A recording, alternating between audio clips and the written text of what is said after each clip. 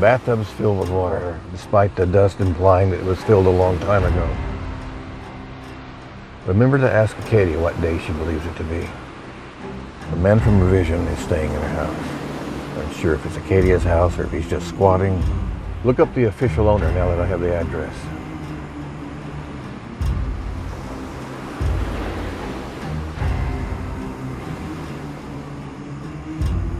Okay. Well, just get it over with, you stubborn old fool.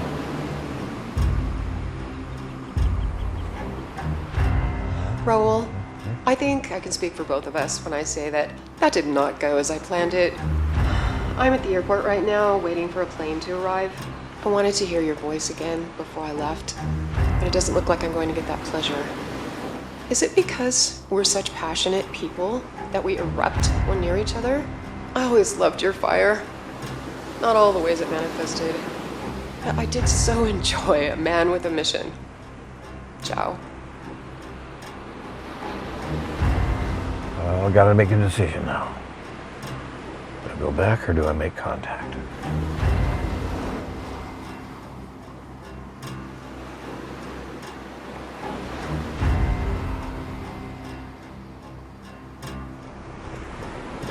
Oh hell, like it's even a decision at all.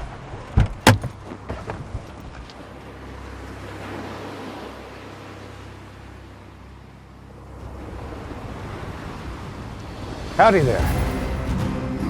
Care for a little company? Good evening. Yes, indeed. Outstanding. Raul Oleander. Nice to meet you. Seth Waltersheet, at your service. Pleasure's mine. Yeah, but not yours alone. What you drinking? A bittersweet Merlot. Would you like some? You have a spare glass? I always have a spare glass. You never know who might join you at the fire. Well, sure, that'd be very nice. Not a speck off my back, Mr. Oleander, not a speck. Raul, please. My father was Mr. Oleander. Raul, then.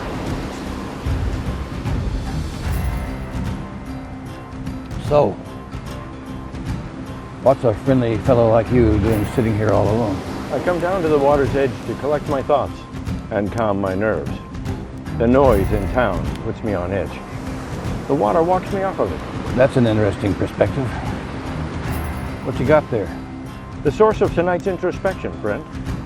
A simple little thing that, honestly, I forgot existed until somehow it ended up back in my possession.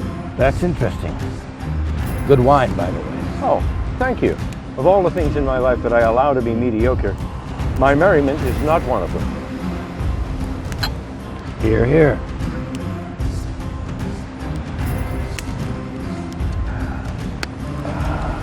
So, what line of work are you in, Raul? I'm a handyman of sorts, I guess. Small world, sir. Small world indeed. I, too, am a handyman of sorts. Is that so? I haven't seen you around. You from out of the area? I came from down south, actually. Started out as passing through, and decided to stay a while instead. Funny that.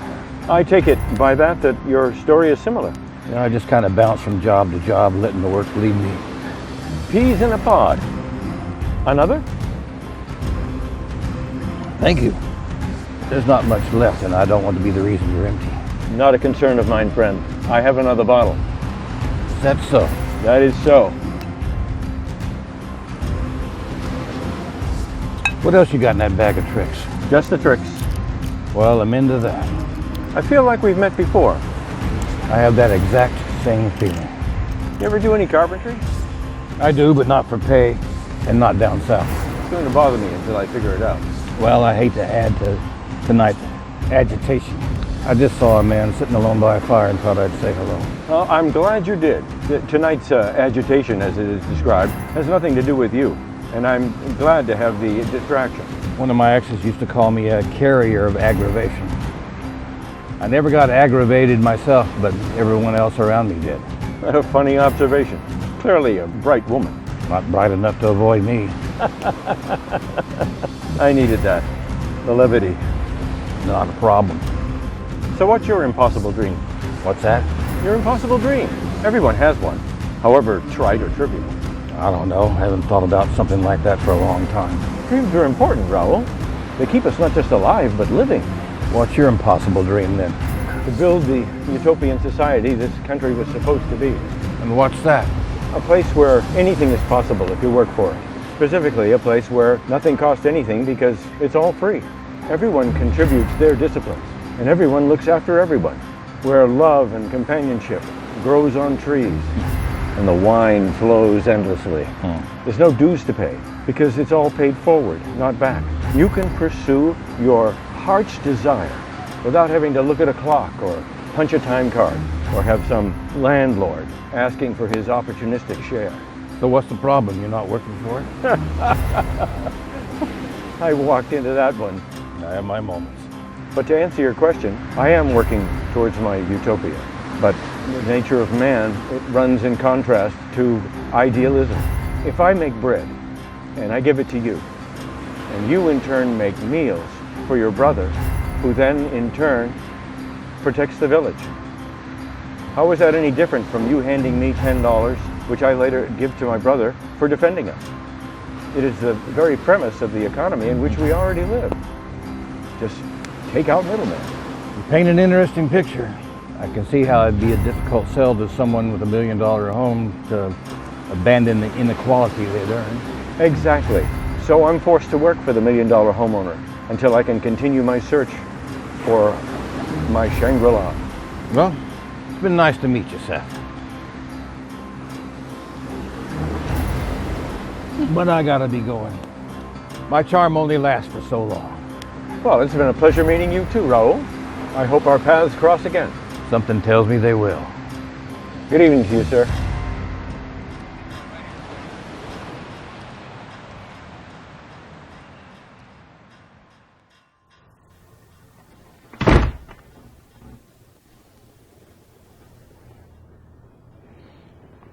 Honey, I'm home.